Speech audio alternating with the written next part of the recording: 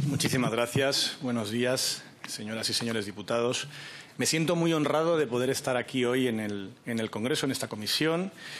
Sé que estoy bastante acostumbrado a hablar en público, pero de verdad que me produce cierto nervio y mucho respeto poder hacerlo aquí en el Parlamento, por lo que representa esta Cámara y por lo que representan todos ustedes. Les agradezco por eso muchísimo esta invitación. Les quiero recordar, en primer lugar, qué es lo que dice nuestra Constitución sobre la libertad de prensa. Está en el artículo 20, punto D, que protege el derecho a comunicar o recibir libremente información veraz. Comunicar o recibir, las dos cosas. Fíjense que es un derecho doble y que, por tanto, nos afecta a todos, no solamente a los periodistas, que somos los que comunicamos libremente, sino también el derecho de los ciudadanos a recibir información veraz. Lamentablemente, creo que en esta segunda parte del derecho, la parte de recibir información veraz, está hoy en riesgo, no solamente en España, sino lamentablemente en todo el mundo. Sin lugar a dudas, la llegada de Internet ha supuesto más buenas noticias que malas. Ha sido algo tremendamente positivo para la sociedad, pero al mismo tiempo, en todo el mundo, ha generado un aumento de la desinformación. Es contraintuitivo, pero es así. La llegada de la mejor herramienta jamás creada, inventada por el ser humano para difundir información, también se ha convertido en un multiplicador de las mentiras, de los bulos, de las teorías de la conspiración, y ha provocado que una parte de la sociedad, no toda, solo una parte, esté hoy peor informada de lo que estaba hace 20 años. Por el Grupo Parlamentario Vox tiene la palabra el señor Mariscal Zavala. Gracias, presidente. Gracias al compareciente por compartir su análisis sobre el fenómeno de la desinformación.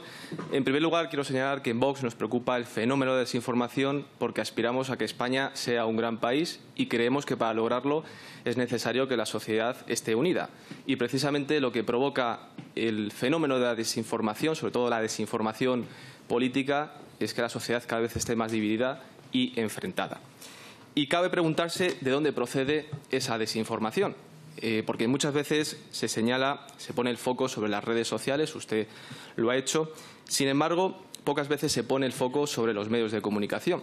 Y lo que hemos visto en los últimos años es cómo el origen de esa desinformación muchas veces procede del poder político y luego los medios de comunicación, algunos de ellos, difunden esa desinformación que ha sido originada por el poder político. Lo hemos visto en España, hay varios casos, por ejemplo, en Cataluña, durante muchos años, la élite separatista difundió la propaganda de que España robaba a los catalanes y esa élite política contaba con medios de comunicación para difundir esa desinformación, entre otros medios, la TV3, que además da la casualidad que es un medio público financiado por los mismos españoles que después decían los catalanes, los separatistas catalanes, que les robaba. En el País Vasco pasaba algo parecido. El separatismo vasco y ETA contaban también con un medio de comunicación, contaban con Gara, para difundir e incluso para justificar la actividad armada de la banda terrorista ETA. Salvando las distancias y de una manera más reciente hemos visto cómo durante la pandemia muchos medios de comunicación difundían o hablaban de las informaciones que lanzaba el Gobierno sobre la pandemia, sobre las consecuencias que podría tener la pandemia para nuestro país. Vimos cómo desde los medios de comunicación primero se decía que no había que preocuparse por la pandemia, como decía el Gobierno y como se decía desde el Ministerio de Sanidad. Usted, por ejemplo, en una tertulia dijo que el COVID se iba a pasar como una gripe una semana en casa con ibuprofeno. No es algo de lo que alguien se deba preocupar. Es una afirmación que realizó usted durante una tertulia. Y durante la pandemia, además, los medios de comunicación, las principales cabeceras de nuestro país, publicaron una propaganda del Gobierno en todas sus portadas que decía que de la pandemia íbamos a salir más fuertes, cuando la realidad es que miles de personas estaban muriendo y miles de empresas estaban cerrando.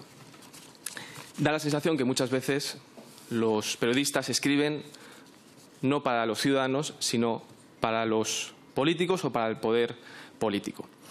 En la primera sesión que tuvimos en esta comparecencia tuvimos a la directora de contenidos de la cadena SER, Montserrat Domínguez, que nos confesó que a la hora de hacer periodismo ellos tienen un sesgo ideológico. Algo que entendemos que un medio pueda tener un sesgo ideológico en sus editoriales. Entendemos que puedan tener matices a la hora de transmitir la realidad. Pero lo que vemos, lo que detectamos es que desde muchos medios de comunicación se da un paso más allá y no son matices, sino que directamente se lanzan noticias falsas y también se oculta una realidad a los españoles. Yo tengo aquí una fotografía, no sé si usted conoce a este señor, se llama David, tenía 38 años y hace unos días defendió a su mujer y a una niña de 14 años de las agresiones verbales y del acoso de 3 magrebíes. David, este fin de semana, estaba en su trabajo y recibió la visita de esos 3 magrebíes. Le asesinaron. Le asesinaron con bates de béisbol, le pegaron una paliza. Dejó a su mujer y a su hijo sin marido y sin padre. Ustedes, en su medio de comunicación, este es el diario, la portada de hoy, no aparece su rostro. Ayer tampoco. Nos metemos en la edición de la Comunidad Valenciana y tampoco. No aparece su rostro. Da la sensación de que en estos momentos los medios de comunicación están ocultando una parte de la realidad que están sufriendo los españoles. De siempre el poder político ha cometido abusos y los medios de comunicación se encargaban de defender a los ciudadanos de esos abusos y de esas mentiras del poder político. Se decía que los medios de comunicación eran el cuarto poder. Pues en estos momentos los españoles están sufriendo un abuso que son las leyes que provocan el efecto llamada, que provocan la entrada de miles de personas sin ningún control, y eso está provocando que los españoles estén viendo cómo se les reduce su derecho a la vida, su derecho a la propiedad, su derecho a la tranquilidad, su derecho a la seguridad. Y se ve cómo en algunos medios de comunicación no están defendiendo a los ciudadanos de ese abuso político que se está cometiendo contra ellos. Este es un caso, es un ejemplo que hemos visto recientemente, pero vemos cómo desde su medio de comunicación hay víctimas de primera y hay víctimas de segunda. Cuando el agresor es una persona que procede de otro país, que ha sido importada desde otros países y comete estos abusos contra los españoles, no aparece o no se le da la importancia que se merece.